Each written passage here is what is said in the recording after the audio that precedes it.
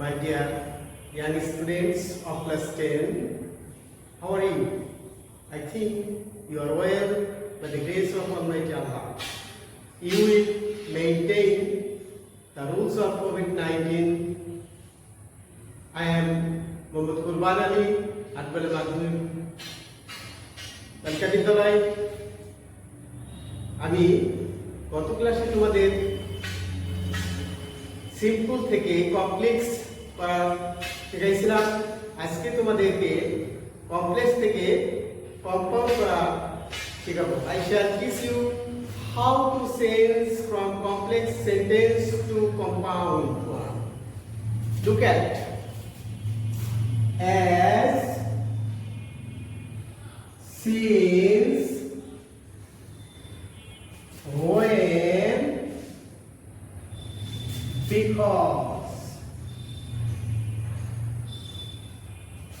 As, since, when, because যুক্ত complex সেন্টেন্সকে কিভাবে compound সেন্টেন্সে রূপান্তর করতে হয় তার পূর্বে তোমাদের একটা জিনিস শিখতে হবে।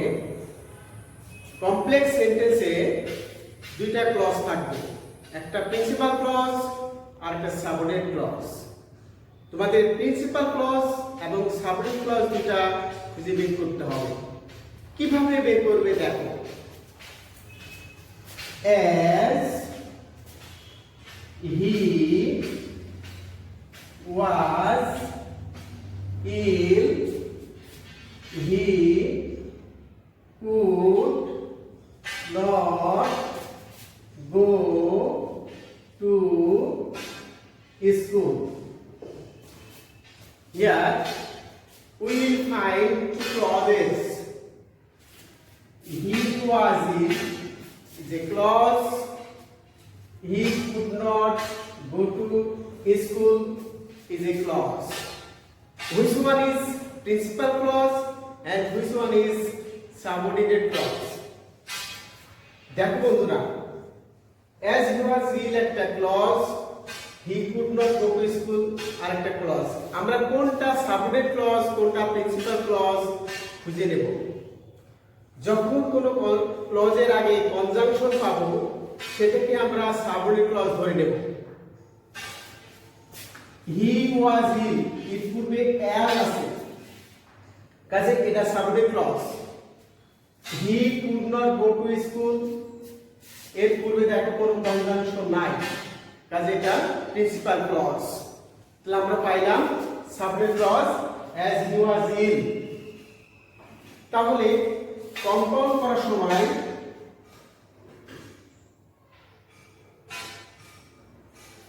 সাবঅর্ডিনেট ক্লজটা আগে লিখতে হবে। আরেকটা জিনিস একটু লক্ষ্য করো, হি প্রিন্সিপাল ক্লজের সাবজেক্ট এবং সাবঅর্ডিনেট ক্লজের সাবজেক্ট দুটোই কিন্তু এক এবং দুটাই প্রোনাউন, কাজে আমরা যে কোনো একটা লিখতে পারি। কিন্তু যদি একটা নাউন পাই আর একটা প্রোনাউন পাই, আমরা প্রথমেই নাউনটাকে লিখে নেব। তাহলে হি ওয়াজ ইল, হি ওয়াজ ইল। এবার কমার পরিবর্তে আমরা কি বসাবো? কমার পরিবর্তে এন্ড অথবা সো, এন্ড অথবা সো। তাহলে আমরা এখানে এন্ড বসালাম। এন্ড দ্বিতীয় ক্লজের সাবজেক্ট আর লেখার দরকার নাই, যেহেতু প্রথম ক্লজের সাবজেক্ট এবং দ্বিতীয় ক্লজের অর্থাৎ প্রিন্সিপাল ক্লজের সাবজেক্ট এবং সাবঅর্ডিনেট ক্লজের সাবজেক্ট একই ব্যক্তিকে নির্দেশ করছে, তাহলে পরবর্তী ক্লজের সাবজেক্ট আমরা লিখব। বাট তাহলে and could not go to school, he was ill and could not go to school। অথবা আমরা বলতে পারি he was ill so he could not go to school। Again দেখো complex, COMPLEX complex, Rahim, OM to bed early since he was tired. Since he was tired. শিক্ষার্থী বন্ধুরা দেখো, রহিম went to bed early is a clause. He was tired is also a clause. এখন আমরা কি করে জানবো এটা প্রিন্সিপাল ক্লজ এটা সাবজেক্ট ক্লজ? দেখো, রহিম went to bed early এর আগে কোনো কনজাংশন নাই, কিন্তু he was tired এর আগে since কনজাংশন আছে, কাজেই ওইটা সাবঅর্ডিনেট ক্লজ, এটা প্রিন্সিপাল ক্লজ। আরেকটা বিষয় দেখো, রহিম নাউন, হি প্রোনাউন। রহিম নাউন, হি প্রোনাউন, একই ব্যক্তিকে নির্দেশ করছে। তাহলে আমরা নাউন জাতীয় সাবজেক্টকে প্রথমে লিখব। তাহলে এই ক্লজটা প্রথমে আসবে, Rahim compound, Rahim was tired, Rohim was tired, and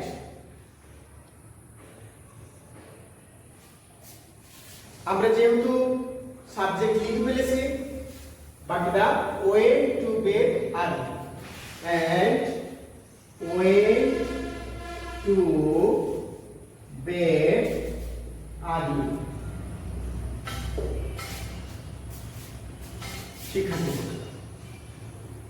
তাহলে as, since, when বিপদযুক্ত কমপ্লেক্স সেন্টেন্স যদি আমরা পাই, তাহলে সাবঅর্ডিনেট ক্লজটা প্রথমে লিখব, লিখে এন্ড বসাবো অথবা সো বসাবো, বসিয়ে প্রিন্সিপাল ক্লজের সাবজেক্ট আমরা লিখতেও পারি আবার বাদ দিতেও পারি, বাকি অংশটা যেমন আছে বসে যাবে। ওকে,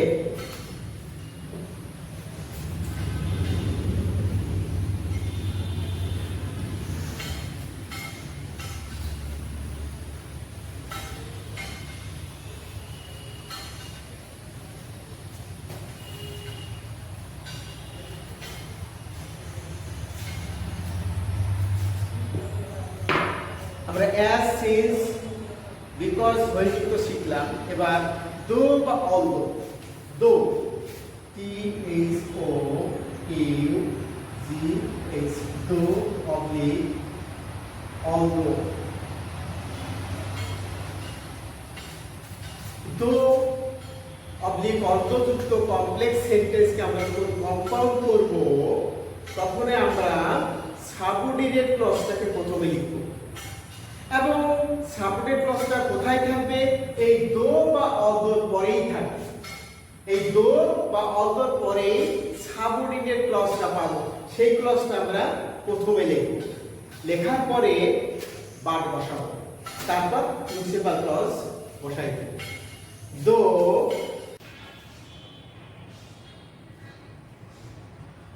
হি ran fast,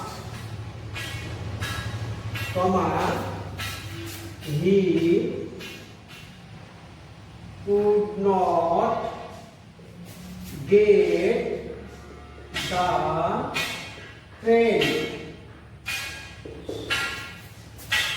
Though he ran fast, he could not get the train.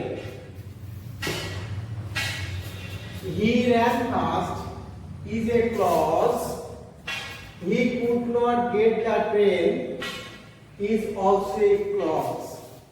Which one will be subordinate clause?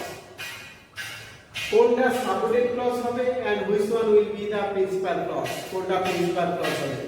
প্রিয় শিক্ষার্থী বন্ধুরা, আমি আগেই বলেছি দো এবং অলদোর পরে যে ক্লজটা পাওয়া যাবে সেটাই হবে সাবঅর্ডিনেট ক্লজ। সুতরাং দো হি ran fast, এই he ran fast subordinate clause, he could not get the 10 principal clause আমরা প্রথমে কম্পাউন্ড করার সময় অবশ্যই সাবঅর্ডিনেট ক্লজটা প্রথমে লিখব কম্পাউন্ড he ran fast এবার কি করব শিক্ষার্থী বন্ধুরা এই দো বা অযুক্ত বাক্য পেলেই আমরা কমার স্থলে বাদ বসাই দেব কমার স্থলে বাদ বসাই দেব বাট হি এবং হি দুটো সাবজেক্টই একই ব্যক্তিকে নির্দেশ করছে কাজে পরবর্তী সাবজেক্ট কেউ যদি লেখে লিখবে আর কেউ যদি না লেখে ভার্বের থেকে বাক্যাংশ লিখে দেবে but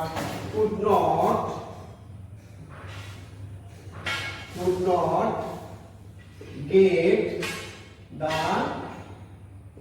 train but could not get the train again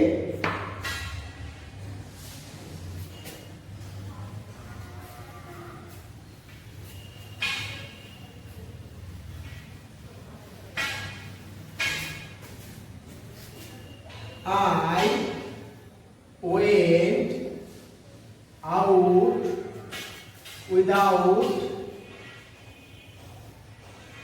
an umbrella.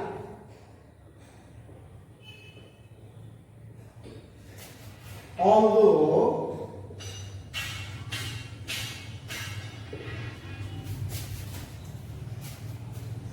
it was raining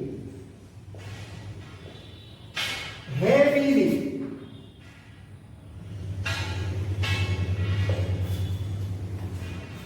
I went out without an umbrella although it was raining heavily. শিক্ষার্থী বন্ধুরা I went out without an umbrella is a clause. It was raining heavily is also a clause. আমাদের বেছে নিতে হবে which one is subordinate clause. দেখো শিক্ষার্থী বন্ধুরা এই ক্লজের প্রথমে কোনো কনজাংশন নেই কাজে এটা principal clause It was raining heavily এর পূর্বে although কনজাংশন হিসাবে আছে কাজে ওটা হলো সাবঅর্ডিনেট ক্লজ আমরা সাবঅর্ডিনেট ক্লজটা আগে লিখব আরেকটা বিষয় লক্ষ্য করব I প্রিন্সিপাল ক্লজের সাবজেক্ট it সাবঅর্ডিনেট ক্লজের সাবজেক্ট দুটো সাবজেক্ট আলাদা আলাদা আমরা কোনো সাবজেক্ট কিন্তু অমিট করতে পারবো না দুটো সাবজেক্টই বাক্যে ব্যবহার হবে compound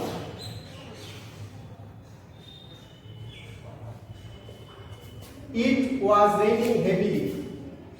It was raining heavily.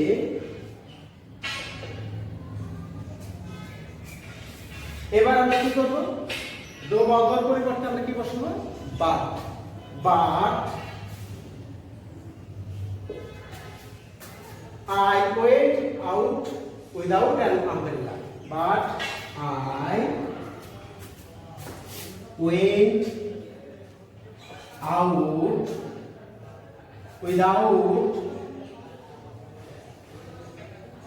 an umbrella.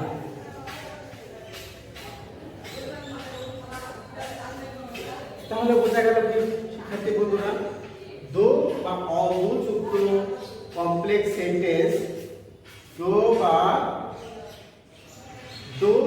অযুক্ত complex sentence যদি আমরা পাই এবং তাকে যদি কমপ্লেক্স সেন্টেন্স করতে বলা কম্পাউন্ড সেন্টেন্স করতে বলা হয় আমরা অবশ্যই সাবঅর্ডিনেট ক্লজটা প্রথমে লিখব কি করব সাবঅর্ডিনেট ক্লজটা প্রথমে লিখব তারপরে দো বা অযুক্ত পরিবর্তে বাদ বসাবো তারপরে প্রিন্সিপাল ক্লজটা লিখে দেব যদি দুটো ক্লজের সাবজেক্ট একই হয় তাহলে প্রিন্সিপাল ক্লজের সাবজেক্ট আমরা বাদ দিয়ে দেব আর যদি দুটো ক্লজের সাবজেক্ট আলাদা আলাদা হয় আমরা দুটো ক্লজের সাবজেক্টই লিখে দেব। শিক্ষার্থী বন্ধুরা,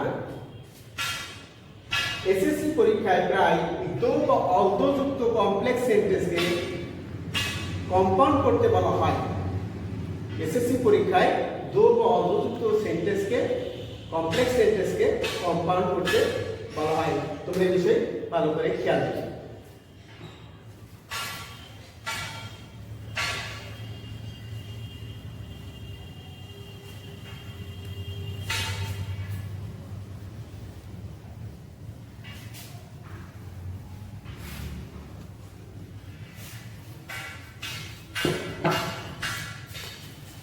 If plus affirmative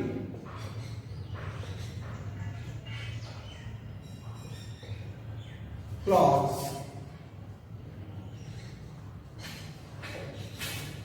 শিক্ষার্থী বন্ধুরা, আমরা যদি if যুক্ত কমপ্লেক্স সেন্টেন্স পাই, if দিয়ে শুরু অথবা if যদি থাকে এবং তারপর যদি অ্যাফার্মেটিভ ক্লজ আমরা আরো ভালো করে বলি, অ্যাফার্মেটিভ ক্লজটা সাবজেক্ট হবে second person.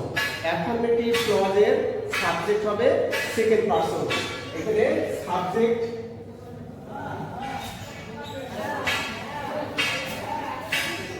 You plus present indefinite, you plus present indefinite tense হবে। এই অ্যাফার্মেটিভ ক্লজের সাবজেক্ট হবে ইউ এবং ওর পরে থাকে প্রেজেন্ট ইনডেফিনাইট টেন্স। এই রকমের ক্লজ যদি আমরা পাই, এই রকমের কমপ্লেক্স সেন্টেন্স যদি আমরা পাই, তাহলে আমরা কিভাবে কম্পাউন্ড করব? দেখো শিক্ষার্থী বন্ধুরা, if you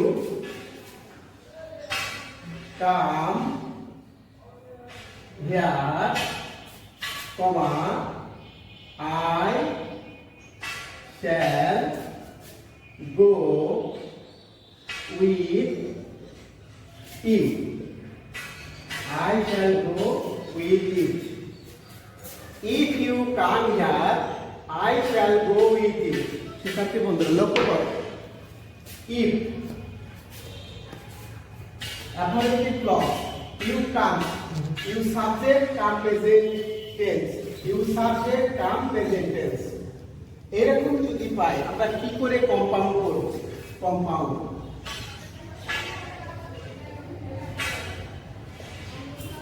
আমরা সাবঅর্ডিনেট ক্লজের মূল ক্রিয়া থেকে বাক্যাংশ লিখব। সাবঅর্ডিনেট ক্লজের মূল ক্রিয়া থেকে বাক্যাংশ লিখব। ইউ সাবজেক্ট কাম হিয়ার, কাম মূল ক্রিয়া, কাম হচ্ছে মূল ক্রিয়া, কাম লিখব কাম হিয়ার। এইবার কমার জায়গায় আমরা কি বসাবো? কমার জায়গায় আমরা এন্ড বসাবো। কমার জায়গায় এন্ড বসাবো। এন্ড এবার প্রিন্সিপাল ক্লজ যেমন আছে তেমন লিখে দেব। প্রিন্সিপাল ক্লজের কোনো চেঞ্জ হবে না, প্রিন্সিপাল ক্লজ যেমন আছে তেমনই লিখে দেব। I shall go with you. Come here and I shall go with you. Again,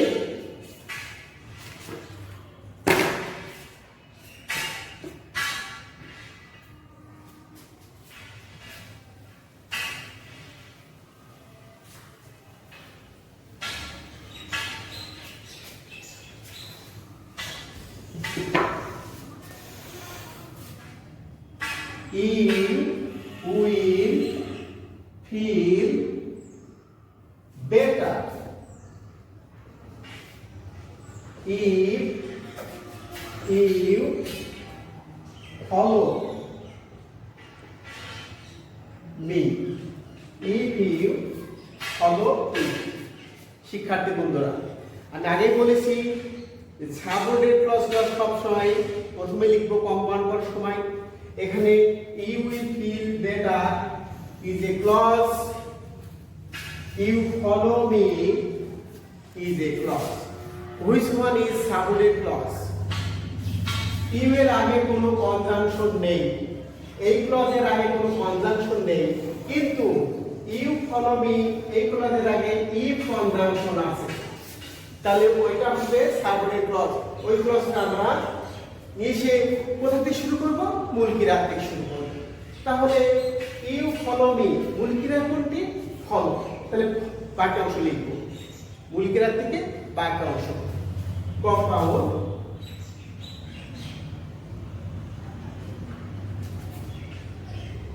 follow me. এবার কি করব? এন্ড বসাবো। সাবঅর্ডিনেট ক্লজ লেখা শেষ, এবার লিখব এন্ড। এন্ড প্রিন্সিপাল ক্লজ যা আছে কোনো পরিবর্তন হবে না, প্রিন্সিপাল ক্লজের কোনো পরিবর্তন হবে না।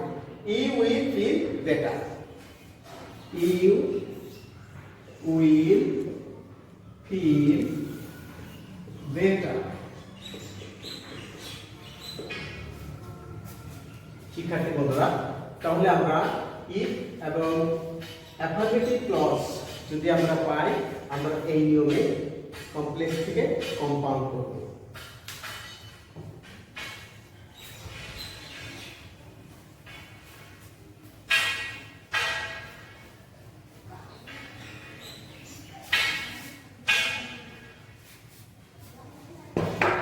এবার দেখো, if negative clause, negative clause অর্থাৎ ক্লজটা যদি নেগেটিভ হয় আমরা কি করব? আমরা অ্যাফার্মেটিভ ক্লজ করলাম, এবার নেগেটিভ ক্লজ আসলে আমরা কি করে করব? শিক্ষার্থী বন্ধুরা লক্ষ্য করো, if you do not come, comma, he will not go. If you do not come, he will not go. শিক্ষার্থী বন্ধুরা, you do not come subordinate clause. কেন সাবঅর্ডিনেট ক্লজ? দেখো এর আগে ইফ কনজাংশন আছে, কাজে এটা subordinate clause. He will not go, এটা হলো প্রিন্সিপাল ক্লজ। যদি আগে চেষ্টা করো, you second person do not negative, you second person do not negative, আমরা পেয়েছি নেগেটিভ ক্লজ। তাহলে এটা নেগেটিভ ক্লজ। আমরা কি করে কম্পাউন্ড করব? আমরা মূল ক্রিয়া থেকে কমা পূর্ব পর্যন্ত লিখব, মূল ক্রিয়া থেকে কমা পূর্ব পর্যন্ত লিখব। তাহলে কাম। এবার কি করব? যদি আমরা নেগেটিভ ক্লজ পাই, তাহলে এন্ড না লিখে অর লিখব, আমরা অর লিখব, অর। বাকি অংশের কোনো পরিবর্তন হবে না, অর্থাৎ প্রিন্সিপাল ক্লজের কোনো চেঞ্জ হবে না। হি উইল নট গো।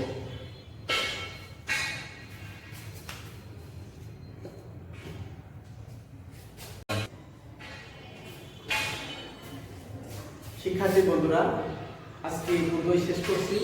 আগামী ক্লাসে আবার নতুন করে দেখা হবে।